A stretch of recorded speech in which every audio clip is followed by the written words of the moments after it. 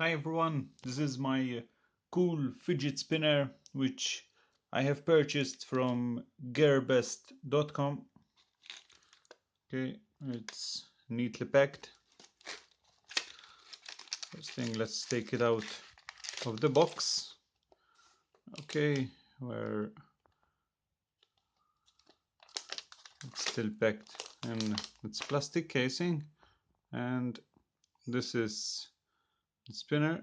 As you can see, it's pretty simple with a 3-ball bearing design. It's also very colorful, but the most important thing is it's how free it is to rotate.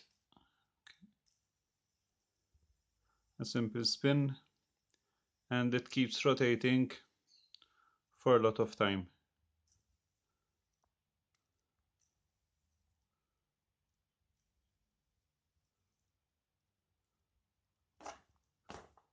Let's give it a good push, which is not easy with one hand, but just a quick push with the chair and it's running freely.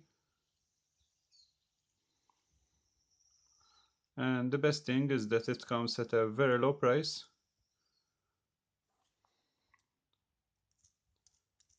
So obviously feel free to get yours from gearbest.com.